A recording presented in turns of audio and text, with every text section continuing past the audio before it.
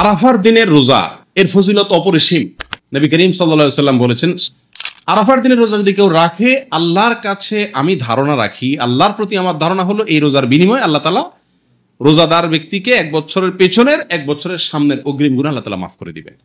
ইসলামের অন্য কোনো আমল এরকম পাওয়া যায় না যে আমল করলে অগ্রিম আল্লাহ সুবহানাহু ওয়া তাআলা গুনাহ মাফ করে দিবেন। আরাফার দিনের রোজা এত ফজিলত যে পেছনের তো বটেই, সামনের 1 বছরের আল্লাহ সুবহানাহু ওয়া তাআলা ছোটখাটো গুনাহগুলো কি করবেন? মাফ করে দিবেন। অতএব আরাফার দিনের রোজা আমাদের সকলের রাখা উচিত।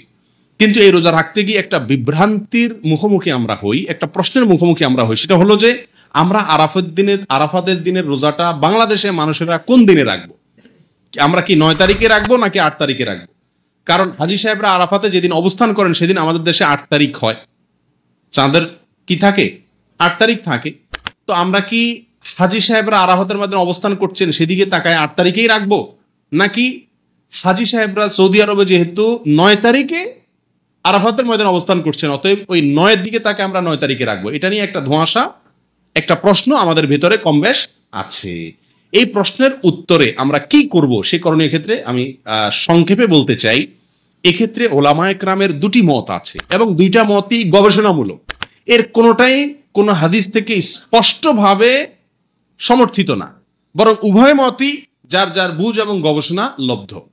কোনোটিকেই সঠিক বা ভুল এটা বলা বুদ্ধিমানের কাজ হবে না।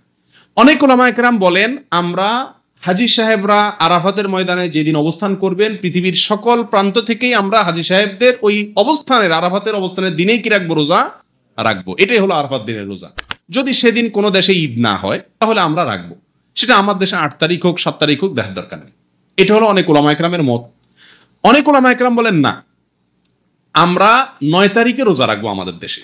সেটা হাজী সাহেবদের আরাফাতের অবস্থানের পরের দিন হয়, অর্থাৎ এদেশে সৌদি আরবে ঈদের দিন হয়, ওই দিন আমাদের দেশে 9 তারিখ, আমরা 9 তারিখে রাখবো। কেন?